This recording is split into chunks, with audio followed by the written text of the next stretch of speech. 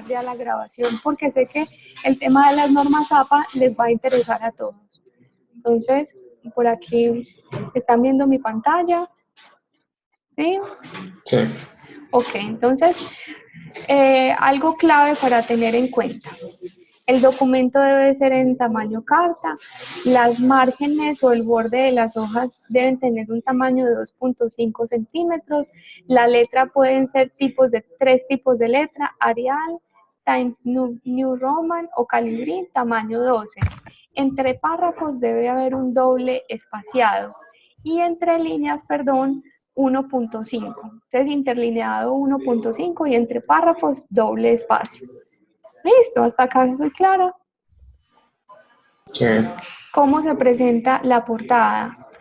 Muchos la presentan en mayúscula sostenida y esta semana una estudiante me decía que la actualización de normas APA permite mayúsculas sostenidas. Sin embargo, hasta ahora como estamos presentando los trabajos según las normas APA que tenemos en referencia, no se pone mayúscula sostenida, solo mayúscula inicial en nombres propios, ¿sí? Entonces es el título del trabajo presentado por el profesor o asesor. Mi nombre es Ana Isabel Hoyos Flores, Flores con Z. El núcleo, gestión humana, Fundación Universitaria CEIPA, el nombre del programa al que están matriculados y el año. El contenido, la tabla de contenido, miren que es por numeración y si dentro de una numeración hay subtítulos, entonces se pone la numeración más el orden de los subtítulos. Entonces miren, por ejemplo, acá, espérenme, yo les agrando un poco la pantalla. Miren, por ejemplo, acá, dentro de análisis de mercado hay 5 subtítulos. Entonces, el título sería 4, análisis de mercado, y ya los subtítulos empezamos a numerarlos. 4.1, análisis del sector, 4.2, producto del servicio, para saber que todos estos subtítulos hacen parte de este tema. ¿Claro? Sí. Listo, perfecto. Ahora, el tema de las citas. Clave. Si son citas menores a 40 palabras, entonces ustedes indican el apellido del autor, el año en el que escribió esa cita, la ponen entre comillas y al finalizar las comillas se pone la página. Si son menos de 40 palabras. ¿Ok? Sí. Cuando la cita, por el contrario, tiene 40 palabras o más, entonces vamos a poner de esta manera el apellido del autor, coma, el año, coma, P de página y la página en la que se encuentra. De esta Profe, yo tengo manera, una pregunta ahí. ¿sí?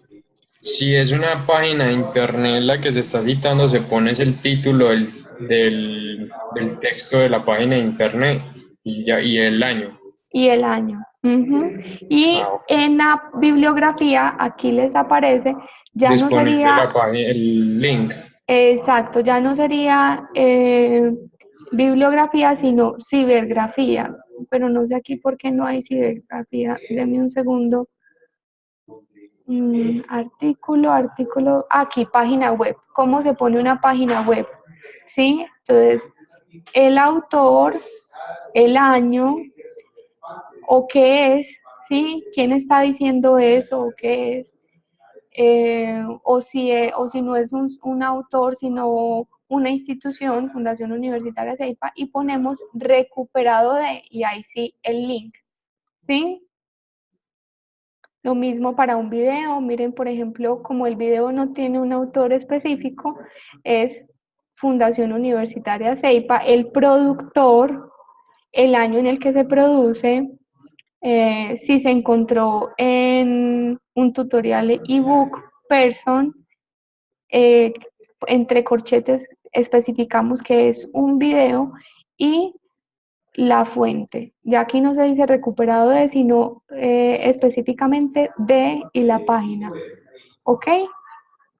Entonces aquí está muy claro si es una fotografía, si es un video, una página web, un artículo de periódico o un artículo de periódico en línea, si las referencias bibliográficas son un artículo de revista impresa o un artículo de revista electrónica, lo mismo para un libro completo, perdón, un libro electrónico completo o si solo referencian un capítulo, porque a veces encontramos solo un capitulito del libro en un documento, entonces cómo se referencia el capítulo y ya aquí las referencias de un libro completo, un libro impreso completo o de un capítulo solo de un libro impreso. Listo. Yo esta se las compartí. No, profesor, no nos la compartió. Esta no se las compartí. Fue a otra. Profe, yo Ok. creo que esta que estás mostrando ahí, esa es como actualizada, porque yo tengo otra que no tiene lo de la tabla de contenido ni lo de las referencias bibliográficas, pues la Ah, ok. que nos mandaste la última vez. Les hago una pregunta. ¿Está siendo efectivo la publicación de noticias y todos están entrando a revisar las noticias para saber si por ahí también les adjunto este tipo de archivos? Sí, Sí. ustedes están constantemente revisando las noticias, las notificaciones que les envío. Ok, entonces Sí. por ahí les voy a actualizar esta porque creo que tienen es una presentación más corta, si no estoy mal. Sí, Ujú. señora. Sí. Listo, perfecto. Eh, Esto, ¿por qué hago la insistencia en las normas APA? Pues porque básicamente todos los trabajos que ustedes van a seguir presentando de ahora en adelante en la universidad son con normas APA. Sí, eso le da rigurosidad a nuestras investigaciones, le da rigurosidad a la forma en la que consultamos. Acuérdense que el tema de derechos de autor es un tema legal, ¿sí? Entonces, por eso como muchas ideas de las que tomamos en un pregrado son prestadas de autores, de referentes, por eso hay que citarlos y darles todos los derechos a esas personas que traemos a nuestros trabajos. Listo. ¿Hasta acá tienen alguna duda? ¿No? Bueno, antes de empezar el tema de hoy, cuéntenme un poco cómo les ha ido con el trabajo de Profe, aplicación, cómo se han profe, sentido con las profe, consultas, perdón. ¿sí? No. ¿Aló, profe? ¿Me escucha? ¿Sí? ¿Sí? Te escucho. Listo. Profe, yo quería hacerte una pregunta porque en normas APA está como grave, pero bueno, me da pena, pero toca hacer la pregunta. Sí. Es que he encontrado que cada año hay normas, ¿Cómo, perdón? según lo Hacen que cada año hay que nuevas vi yo ahí normas. en Google, cada año se van modificando esas normas. Entonces yo hago la siguiente pregunta. Nosotros debemos presentar los trabajos de acuerdo a lo que está en normas APA año 2018. Exacto. No, no es una pregunta cualquiera, Marta, es una muy buena pregunta. Las normas todo el tiempo están actualizándose, lo mismo que normas ICONTEL, lo mismo que normas ISO, todas las normas que nos implican procesos de calidad, todo el tiempo están en continua actualización. Entonces, cada año por lo general se renuevan las actualizaciones de normas APA. Entonces hay que buscar las normas APA vigentes para el 2018 y eh, con base en eso se realizan los trabajos. Sí, claro, si las citas en Word están bien referenciadas según normas APA, ustedes simplemente ya las programan y las insertan, Angélica, y eso les agiliza muchísimo el trabajo. También hay software en internet que ustedes suben el documento y el software les ayuda a crear las citas, sean recursivos, ¿sí? Ok, perfecto. Bueno, entonces quisiera ahora sí que me cuenten un poco cómo se han sentido con el trabajo de aplicación, qué descubrimientos han tenido, cómo van en la exploración del reto que cada equipo eligió.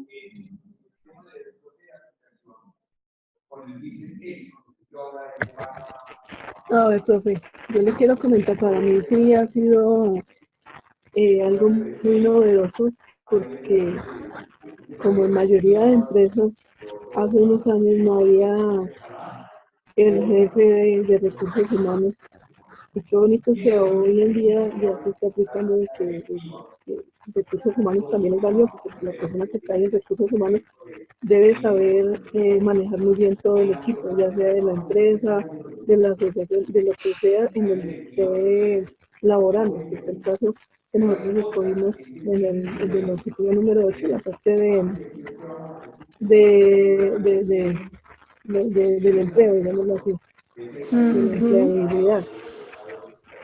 Exacto.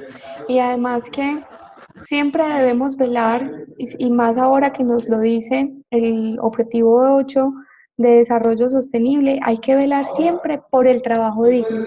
Ustedes ahora en sus trabajos, quienes trabajan en gestión humana, pueden estar enfrentados a esta realidad inminente de la contratación de extranjeros, sobre todo de venezolanos. Entonces, ¿cómo se incorpora, cómo se adapta extranjeros de forma legal a los trabajos en Colombia? ¿Cuáles son los trámites legales para incorporarlo? ¿Cómo garantizamos también los derechos laborales para estas personas y la protección de sus derechos? ¿Sí? Lo mismo que en temas de seguridad y salud en el trabajo, que ustedes sepan cada que están en un trabajo, identificar los riesgos, prevenirlos, saber que por ley debemos estar afiliados al sistema de seguridad y salud para la prevención de, perdón, riesgos laborales, enfermedades laborales, ¿sí?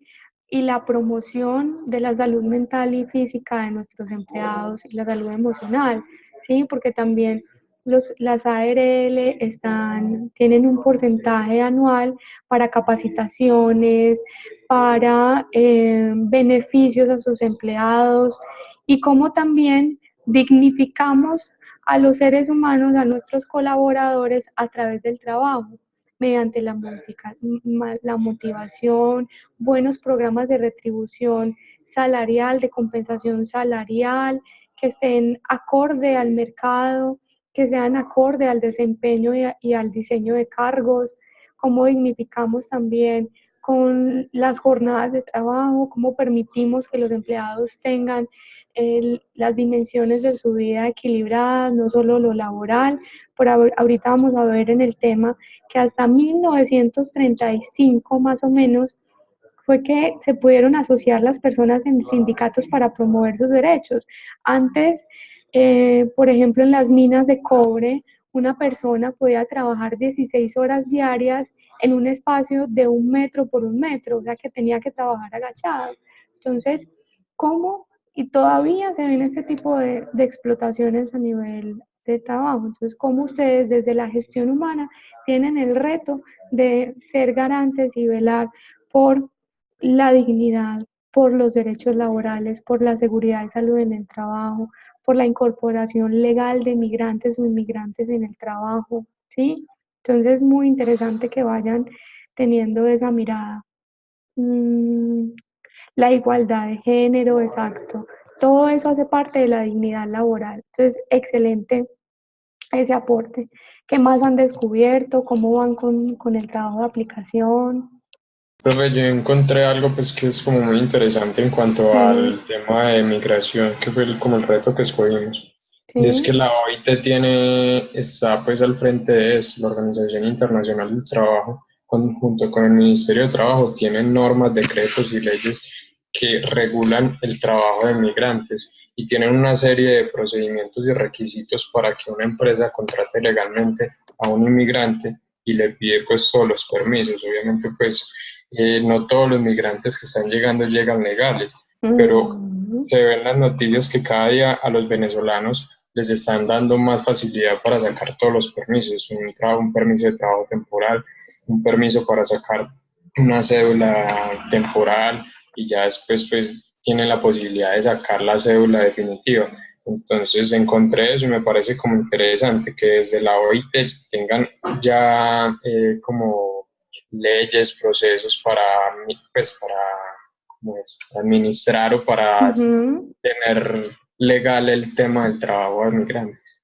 Excelente. Y eso que encontraste y que vas a trabajar con tu equipo, debe ir finalmente en el modelo que van a diseñar, porque háganse de cuenta que a través de la página web o del blog, cualquier empresa puede acceder a esa información. Entonces ustedes además van a tener un impacto social porque una empresa quiere saber todo el tema legal alrededor de inmigrantes. Ven, ¿cómo hago para contratar migrantes? Qué me exige el país? ¿Qué regulaciones internacionales hay para eso? Y en su modelo van a encontrar esa información. Entonces, maravilloso, porque no solo va a ser un referente para ustedes, sino para las empresas a las que les repliquemos estos modelos.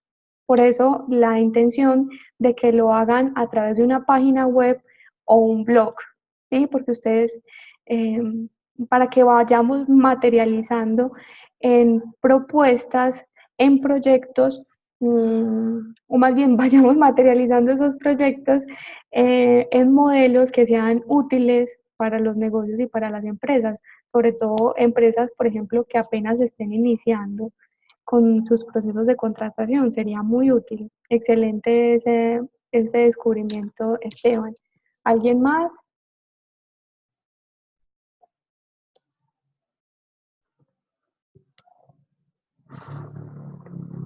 Ujú. Exacto, y ustedes, Marta nos dice que en muchos casos, dentro de la dignidad y el establecimiento de derechos, a los extranjeros no se les paga el salario que corresponde, menos del salario mínimo legal vigente, ¿sí? Y para un diseño de salarios, entonces hay que tener en cuenta el cargo, que, cuánto están pagando en el medio, cuánto es eso con relación al esfuerzo, al tiempo, al conocimiento, a específicamente la labor que va a cumplir esa persona dentro de la organización, ¿sí? Pero hoy lastimosamente estamos viendo cómo las personas extranjeras, en especial los venezolanos, por la necesidad de acceder al trabajo para comer, para subsistir con sus necesidades básicas primarias, o más bien sus necesidades básicas según la escala de necesidades de Maslow. Supongo que ya la vieron en el referente de Robbins, ¿sí? Entonces, con tal de suplir las necesidades fisiológicas de seguridad, como de alimentación, de vivienda, sueño, dormir, entonces acceden a este tipo de condiciones que finalmente están vulnerando sus derechos. Ujú. Víctor, ¿ibas a Yo quiero contarnos decir algo. algo? Sí. Eh, a mí me preocupa, no sé, pues como la perspectiva en la que se mira esta situación de los inmigrantes venezolanos, Ujú, porque cómo estamos haciendo nosotros, pues yo soy emprendedora, ¿qué ujú. estamos haciendo nosotros para blindar nuestra mano de obra? O sea, tenemos una cantidad, Mm, Colombia tiene un alto grado de desempleo y ujú.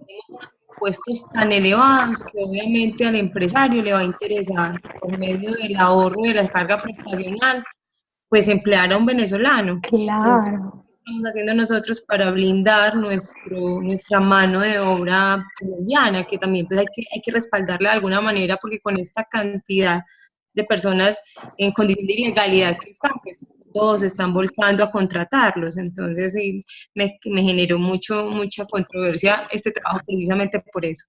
Claro, excelente aporte, Joana. Además, porque no solamente quienes están afectados son los inmigrantes, sino también la mano de obra del país. Hay un alto índice de desempleo, hay movimientos migratorios al interior del país que de por sí ya representaban un problema para el gobierno y no estábamos preparados para la llegada de extranjeros. Entonces, doblemente reto para las organizaciones, ¿sí? ¿Cómo promovemos el desarrollo social desde la dignificación del trabajo, tanto de los colombianos como de los extranjeros? Entonces, ahí hay un reto bien interesante para los administradores y tener la capacidad de hacer esa lectura crítica del contexto. Excelente, Joana. ¿Alguien más quiere hacer su aporte? Sí, profe, yo quisiera hacer un pequeñísimo aporte. Es que bueno, se está viendo la llegada de venezolanos y de cubanos más que todo aquí a Colombia. Yo tuve la Ujú, oportunidad de ir hace 2 años a Cuba, en donde pude mirar la fase buena y la fase mala que tienen allá. Y sí, yo analizo y lo siguiente es que, claro, nosotros aquí por el tema del dinero pues estamos bien, pero mira que ellos están en su parte teórica, están muy bien capacitados, pero nosotros los colombianos en la parte práctica creo que tenemos más, digamos así, más entradas de trabajo porque nosotros somos más prácticos, no sin estar discriminando ni a Cuba, ni a Venezuela, ni a ninguno de los países de donde han llegado inmigrantes, pero en Colombia tenemos ese potencial de trabajar y de medirnos también en el trabajo que nos toque hacer. claro. Y ese aporte nos va dando apertura, Marta, a pensar cuál es el reto de la gestión humana. Más o menos desde 1980 hubo unos cambios importantes en nuestra historia, es porque llega fuertemente la tecnología a la industria, ¿sí? Entonces, lo que nos preguntamos para la gestión de las personas es, bueno, hay una preocupación, es que la máquina va a reemplazar al hombre, ¿sí? Hay una preocupación altísima y es que lo que antes me hacían 10 personas, ahora lo hace una máquina. 10 personas producían 20.000 unidades y la máquina me produce 40.000 y hago una única inversión y luego hago inversiones en mantenimiento. Entonces, ¿cuál es el reto de la gestión humana? Tender a elegir el mayor eh, el valor de los recursos humanos, elegir las personas con talento, trabajar por el desarrollo y las capacidades de las personas al interior de la organización. Ahí cambia toda la visión de la gestión humana porque antes estábamos enfocados en procesos transaccionales de selección, de pronto de capacitación en la mano de obra solamente, en el diseño de estructura, en la aplicación de pruebas para la selección. Estábamos enfocados en procesos muy meramente transaccionales, pero la llegada de la tecnología nos exige entonces ahora pensar en el potencial de las personas, identificarlo y trabajar por el desarrollo y el crecimiento de los colaboradores en las empresas. Y eso ya sitúa en una posición estratégica la gestión humana en las organizaciones. ¿Sí? Entonces, miren cómo el desafío cada vez es mayor. Súmele todos las situaciones que estamos identificando ahora. Entonces eso da pie para hablar del tema que nos compete esta semana. En el objeto 4 les recomiendo que amplíen con el libro de comportamiento organizacional de Robbins, donde hemos hablado de cultura, clima organizacional, motivación, identificación de necesidades y ahora propiamente del conflicto, ¿sí? ¿Qué será el conflicto? Rápidamente, para ustedes, ¿qué significa la palabra conflicto?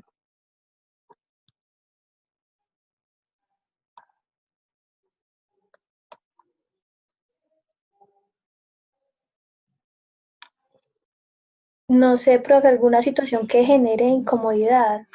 Alguna situación que genere incomodidad, algo que eh, implique crisis a partir de la diferencia, diferentes puntos de vista, de opiniones, ¿qué más? Un conflicto, un conflicto puede generar choques o puede requerir solución o una negociación como vamos a verlo ahorita. Ujú. O no llegar a ningún acuerdo. Ujú. Sí.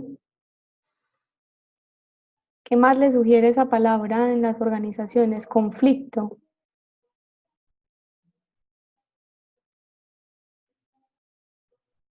Diferencia de pensamientos. diferencia de pensamientos, diferencia de posturas, dos puntos de vista opuestos, Un ¿sí? desafío para el director o jefe para poder poner de acuerdo a esas dos personas que están en conflicto. Exacto, vamos relacionando entonces los conceptos. Eso implicará un desafío para el líder, implica un desafío para la organización, para la gestión humana, ¿sí? Porque vamos a entender el conflicto, entender las necesidades de las cuales surge el conflicto y buscar una negociación o llegar a la negociación. Espérenme un segundo. ¿Qué se busca o qué niveles tiene el conflicto? Hay personas que, sí, exacto, en las organizaciones encontramos víctimas todo el tiempo, personas que todo el tiempo se están quejando, viéndole un problema a todo. Esos serían los víctimas. Ajá, exacto. Entonces representa un desafío para la gestión humana. Y Robbins nos plantea 3 niveles en los que se presenta un conflicto, desde el yo o el sí mismo, ¿sí? Con el otro o el grupo y con la organización. Pueden haber conflictos personales o conflictos colectivos, por ejemplo, ¿sí? Y finalmente, ¿qué se busca? ¿Cuál sería el interés a nivel personal para solucionar el conflicto? Finalmente, sentirse bien consigo mismo y en la organización. Con el otro, relacionarse positivamente, ese sería el fin. Y en la organización, para resolver el conflicto, ¿cuál sería el propósito que se persigue? Pues lograr unos objetivos compartidos. Esos son los 3 niveles que debemos analizar. ¿Cómo está el sí mismo o el yo? ¿Cómo está en relación con el otro o el grupo de trabajo? Y cómo está en torno a la organización. Este video se los, se los publicaré en las noticias porque creo que no nos da tiempo. Es un ejemplo de cómo llegar o cómo afrontar un conflicto. Pero aquí eh, les damos un esbozo de qué hay que tener en cuenta para afrontar ese conflicto. Primero, el contacto, la forma en la que se llega al otro para afrontar el tema o la situación. Y el contacto no necesariamente implica hablar de una vez de lo que está pasando, sino cómo nos acercamos desde el cuerpo, cómo nos acercamos a través de un medio digital, virtual, digital, como un correo, como WhatsApp, como Zoom, por ejemplo, como esta plataforma.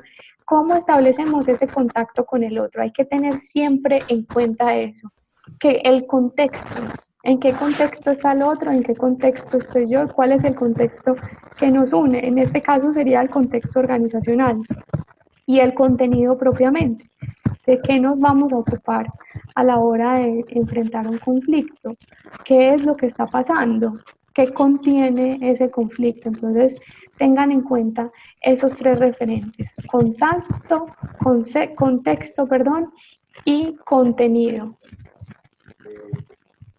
Hay un autor que ya se los he referenciado en algunas ocasiones en estas videoconferencias, se llama Fred Kaufman, y él habla o desarrolla toda una teoría de empresa consciente, cómo ser consciente, gerentes o líderes conscientes en las organizaciones, y él, para afrontar una negociación o afrontar un conflicto, nos propone los siguientes pasos. El primero es escuchar, pero escuchar abiertamente sin interrumpir al otro. ¿Les ha pasado que cuando están hablando con su jefe o con un compañero de trabajo, tienen ahí la respuesta inmediatamente y quieren interrumpirlo, imponer lo que ustedes están pensando? ¿Sí? Entonces es acallar esa voz interior y escuchar abiertamente. Luego, hacer preguntas, lo que hablábamos ahorita. Un buen administrador, a la hora de enfrentar un conflicto, no es el que tiene de una la respuesta o que tiene de una la solución.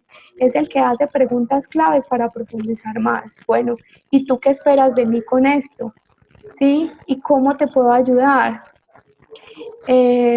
¿Cómo te sientes? ¿Qué más ha pasado? ¿Qué has hecho hasta ahora antes de llegar donde mí? ¿Sí? Indagar, preguntar. Luego de que hacen preguntas y terminan de entender todo el contenido y el contexto con el que llega la persona o el grupo, entonces resumir. resumir lo que el otro o los otros están diciendo. Venga, si yo les entiendo bien, lo que ustedes me quieren decir es esto, esto y esto. Y ahí dan apertura para validar si la información que comprendieron o entendieron, si es la que el otro quiso transmitir. Cuando tienen todo eso sorteado y analizado, ahí sí dan su postura y se expresan. Bueno, entonces yo opino, yo pienso desde mi punto de vista esto. ¿Sí? Ujú. Perfecto, Marta, ya profundizamos un poco más en tu idea. Y luego que ambas partes se expresan, teniendo conciencia de este proceso, entramos al terreno de la negociación y y a los compromisos y a establecer compromisos, porque siempre en una negociación ¿qué se busca? ¿Qué se busca? ¿Qué se espera de una negociación cuando estamos enfrentados a un conflicto? Siempre se buscan soluciones, profe. Exacto, Soluciones que le soluciones, convengan a las dos partes. llegar a un acuerdo, asumir compromisos, ¿sí? Llegar a un acuerdo, exacto, Lina, muy bien. Llegar a una conclusión mutua. No siempre pasa así. Entonces,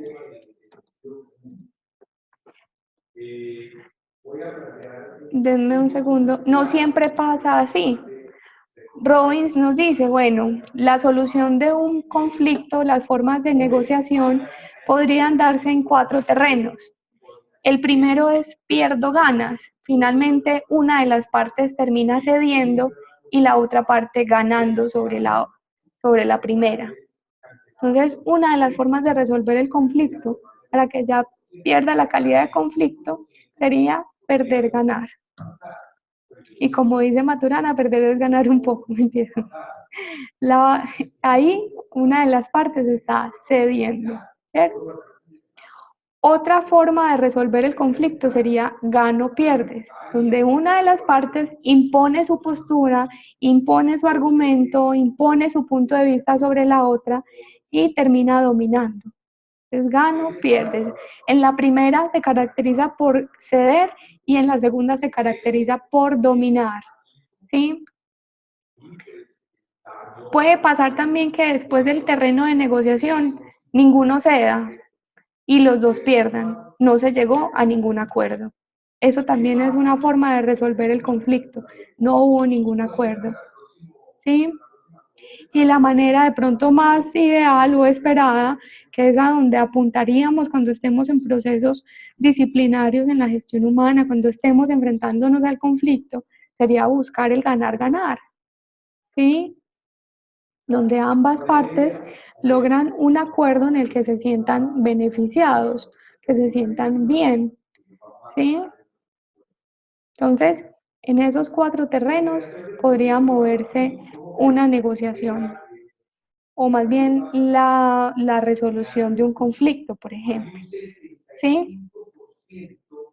Entonces, luego de que identificamos el conflicto y sabemos que el conflicto se da o a nivel personal, o a nivel grupal, o a nivel organizacional, entendemos que pueden haber conflictos colectivos. ¿A qué les suena la palabra colectivo? ¿Podrá haber un conflicto colectivo en una organización?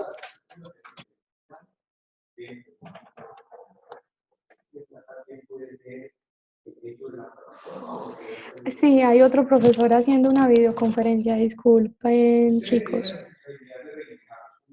Ok, entonces, un conflicto es en donde varias personas de la organización estén involucrados, exacto, y sientan alterado algún bien común o estén buscando un bien común, ¿sí?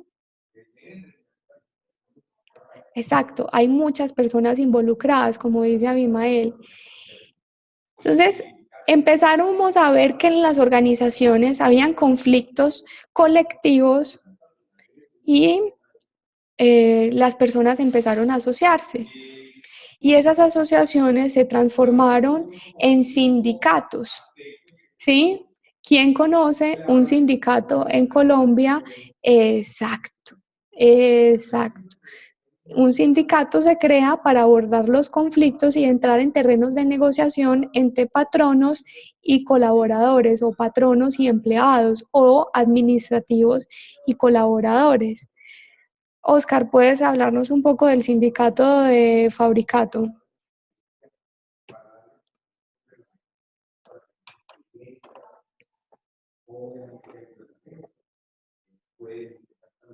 Ujú. ¿O quién de ustedes pertenece a un sindicato? Pues yo conozco, profe, el sindicato de auxiliares de vuelo, bueno, de tripulantes en Viva Colombia. Ujú. Ellos pues defienden como los derechos de los trabajadores, pues en este caso los tripulantes, y mantienen en constante negociación, protegen cuando despiden a alguien injustamente. Pues para un sindicato muchas veces todo es injusto, en mi punto de vista, pues todo quieren pelear, Ok, así no tengan la razón.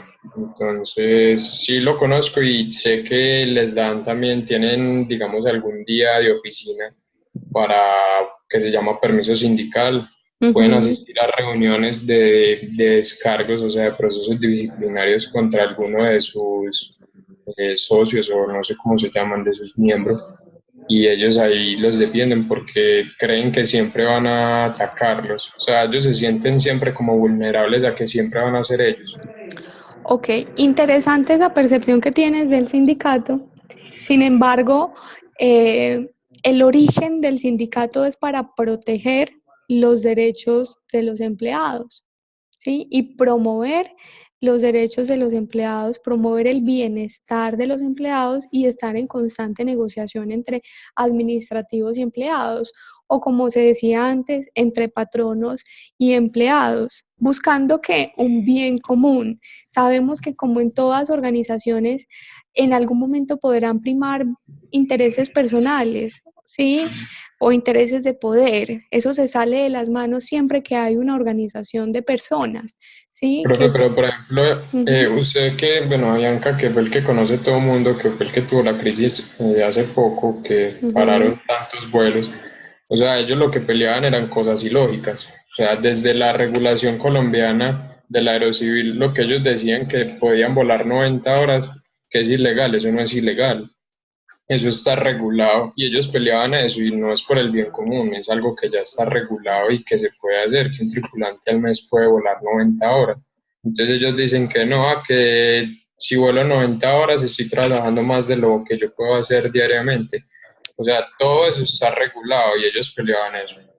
Ok, muy interesante eso que nos planteas, Esteban.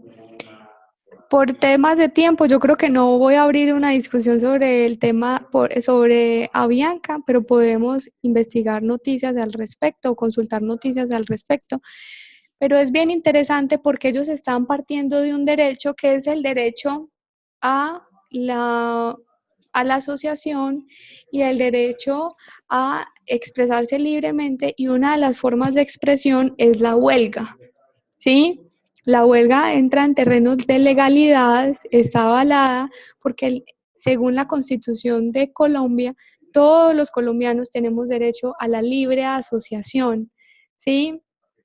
Entonces, ya las reclamaciones específicas que ellos estaban haciendo era en torno a las dinámicas internas de Avianca. Ustedes, ahorita como veíamos, hay un conflicto, puede haber un conflicto a nivel personal, a nivel grupal o con la organización. Entonces, propiamente eran conflictos con la organización y con las dinámicas organizacionales, que tú las comprendes, por ejemplo, de primera mano porque estás en ese terreno de la aeronáutica, ¿sí? Sin embargo, ellos estaban operando bajo la libertad de sus derechos, que por eso también era difícil el tema de controlar y frenar la situación, aunque hubiésemos muchos usuarios afectados, ¿sí? Entonces, estaban actuando bajo su libertad de asociación, su libertad de expresión, y una de las expresiones para manifestar el conflicto era la huelga, ¿sí? Veían que el Estado no intervenía en la huelga o entrara a cortarles la huelga, lo que propiciaban era el escenario de negociación con la empresa, el terreno de negociación, ¿sí? Sí. Ok, excelente. En algunas empresas no Profe, se yo quiero permite el decir algo. sindicato. Ajá. Yo quiero decir algo, pues yo no quisiera pensar que gestión humana tiene que ver con este tipo de movimientos asociativos, porque pues también desde mi punto de vista, no sé, no soy muy conocedora, pero los sindicatos o el sindicalismo colombiano ha hecho que muchas empresas entren en detrimento patrimonial y por ende han cerrado bastantes. Entonces, pues por lo poco que conozco, no soy muy conocedora, vuelvo y repito, no quisiera Ujú. pensar que gestión humana tiene que ver con este tipo de proliferación de la asociación. Ok, desde la gestión humana no se debe invitar, ni insinuar, ni mucho menos obligar a un empleado a ser parte o no a ser parte del sindicato, porque eso hace parte de su derecho a la libre asociación. Entonces, por ejemplo, Abimael, donde te están en esa empresa donde están diciendo que no se permite pertenecer al sindicato, hay que cuestionar qué está pasando, porque están privando un derecho fundamental que es a la libre asociación, ¿sí? Y desde 1935, en Estados Unidos se aprueba la primera ley que reconoce la creación del sindicato. Se llamó la ley Warrior, ¿sí? ¿Por qué? Porque en esa época las condiciones laborales sí eran de explotación, aunque todavía lo vemos, pero vuelvo al ejemplo de la persona que trabajaba 16 horas en una mina de cobre en un espacio de 1.1, ¿cierto? De 1 por 1, perdón, metros.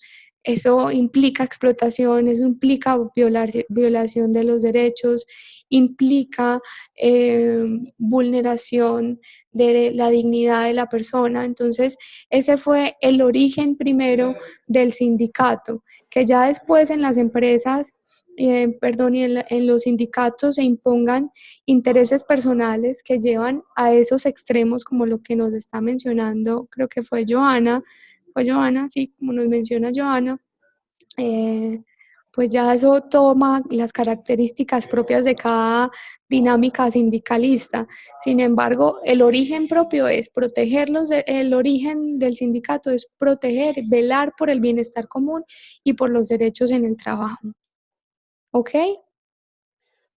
Profe, yo quiero de pronto argumentar algo, Sí. de pronto si se le puede dar forma. Lo que pasa es que la generación de hoy en día, los millennials, que pues, como se le llaman hoy en día, le dan otra forma a la palabra sindicato.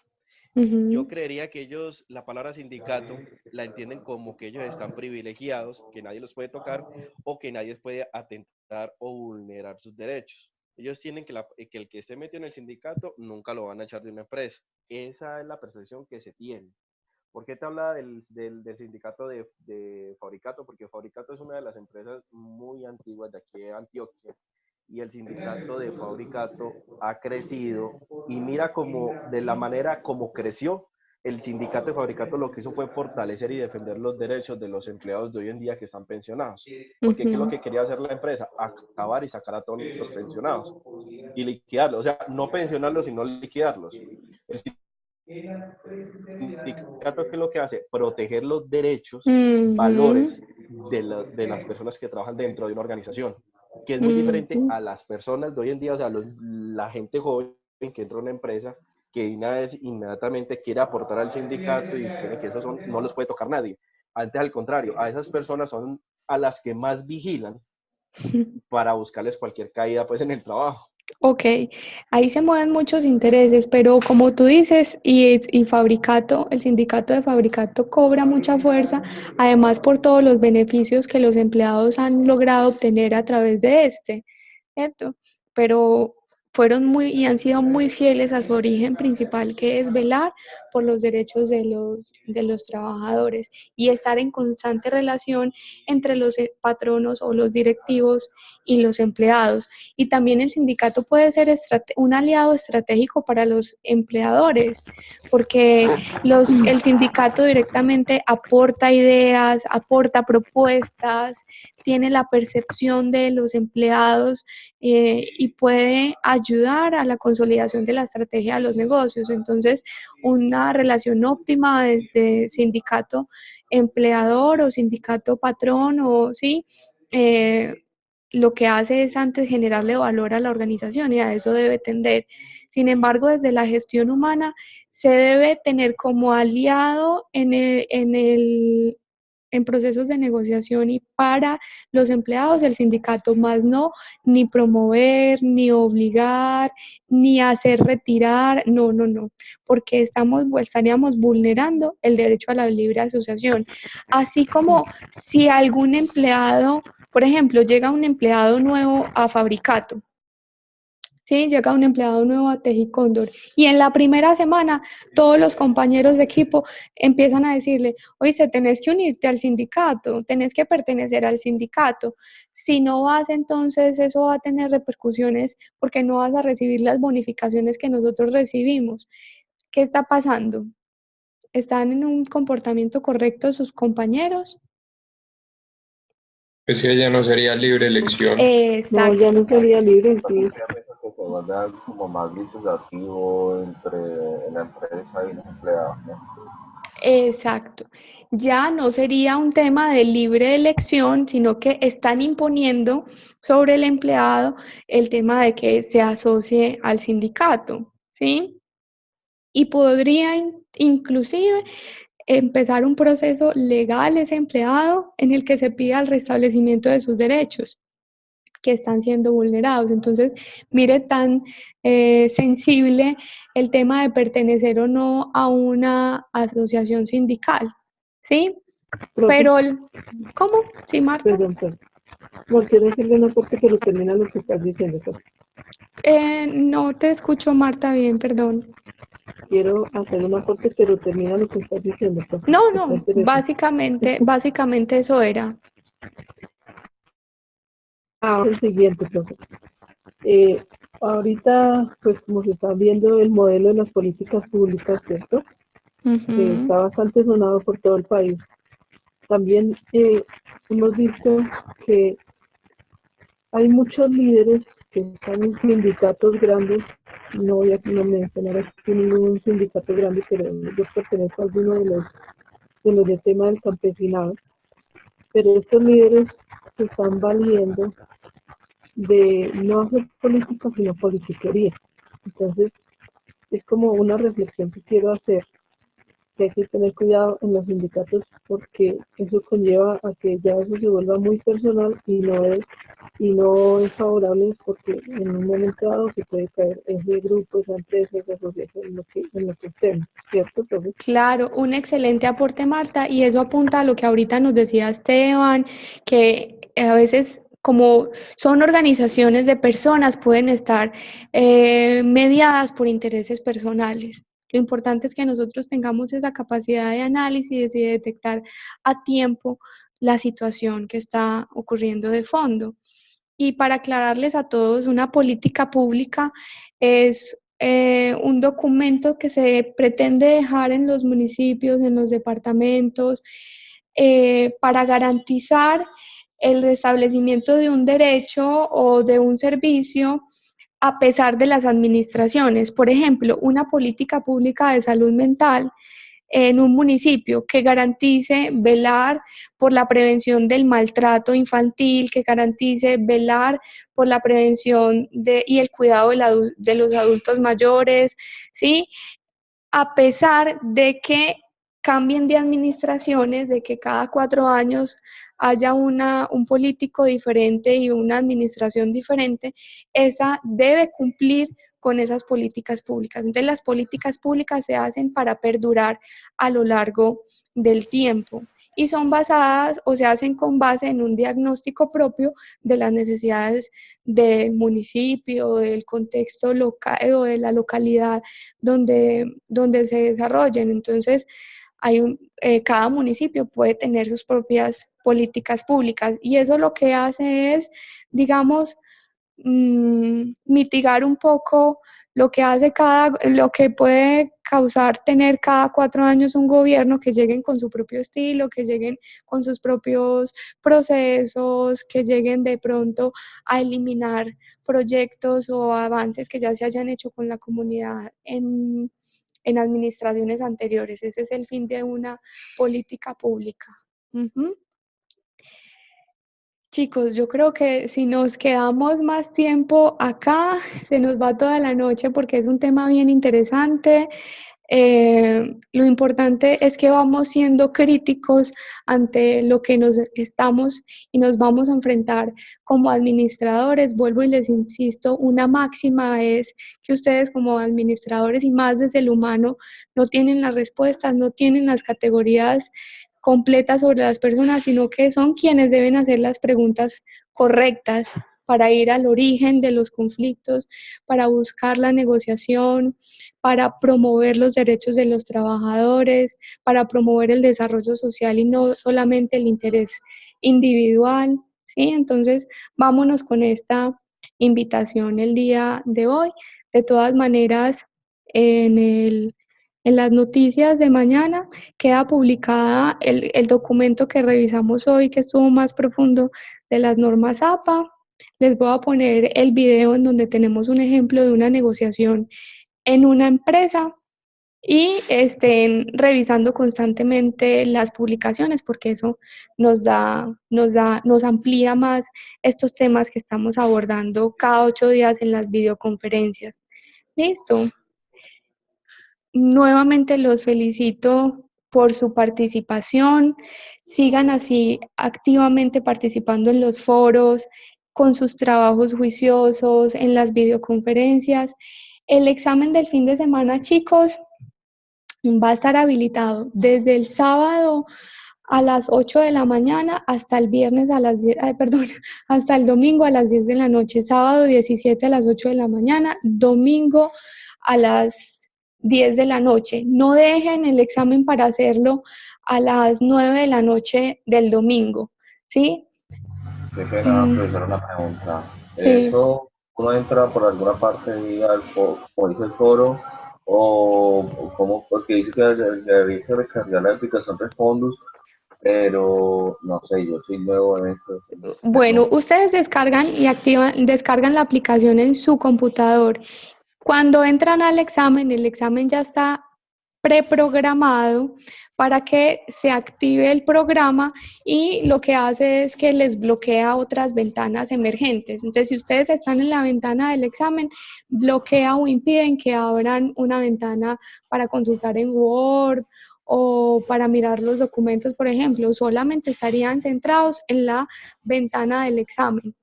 Y lo otro es que ustedes deben tener el carnet institucional o si no tienen el carnet, un documento de identidad, lo muestran al inicio del examen y empiezan a grabarlos. No se angustien que esa grabación no es pública, es para cerciorarse de que ustedes sí sean los que están presentando el examen, de que Eder sí sea el que está presentando el examen, Pedro, porque puede pasar que ponían a otras personas a hacer los exámenes, entonces grabarlos garantiza que sí sean ustedes y finalmente lo que buscamos con la evaluación pues es garantizar que sí se han alcanzado las competencias y que sí se está logrando el proceso de aprendizaje, ¿sí? Entonces básicamente instalen el programa en su computador, que una vez entren a examen y lo empiecen a presentar, el programa se activa porque ya está programado para que se active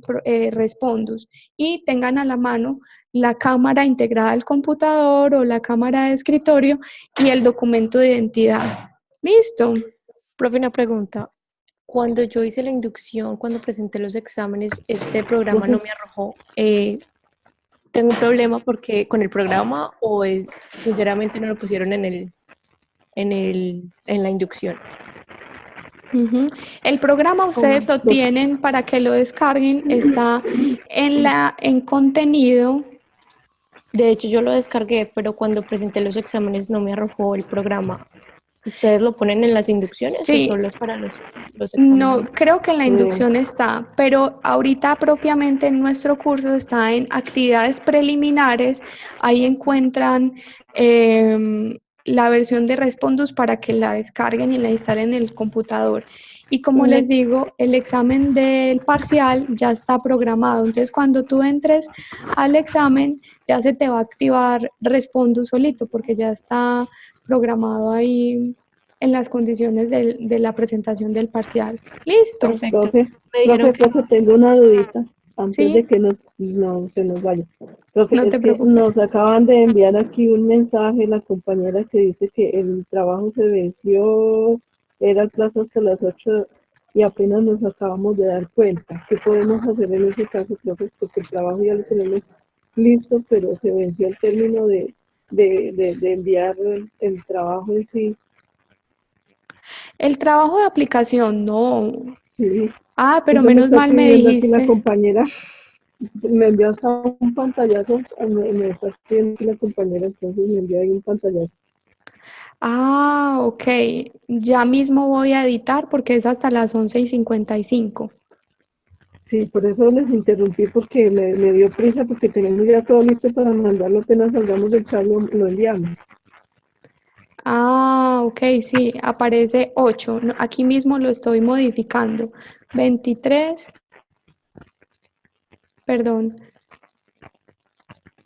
23:55 de la noche. Déjenme un momento, lo termino de modificar con ustedes para que me confirmen, por favor. Profe, ¿qué temas entran en el parcial? En el parcial vamos a ver estructura organizacional, competencias, vamos a hablar de liderazgo, de pronto de la historia de la gestión humana que hemos hablado hasta ahora, ¿sí? Cultura organizacional, ¿ok?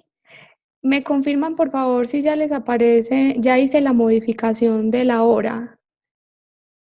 Me confirman si ya les aparece, Marta, si puedes decirle, o alguno que ingrese a la plataforma, por favor.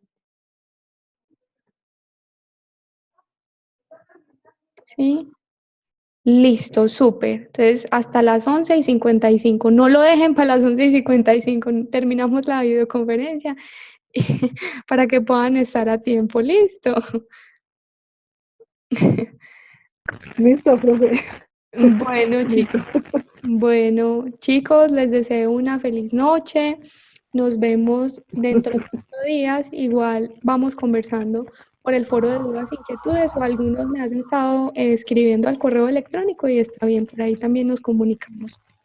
Profe, qué pena, solamente es el examen de esta semana, no hay trabajo de entrega, ¿cierto? No, ya el trabajo era el de hoy y esta El de hoy. semana para que se concentren para el examen. estudiar. Revisen bien comportamiento organizacional, revisen estructura, revisen historia de la gestión humana, revisen el tema de competencias, liderazgo, el tema de la generación de valor de Dave Ulrich, que fue el primer trabajo que hicimos, ¿sí? ¿Ok? De una. Muchas gracias, Listo, profe. Bueno. Ok, profe, eres muy amable. Bueno, una feliz buena noche para todos. Bueno, lo mismo para ti. Muchas Hasta gracias. luego. Chao, chao.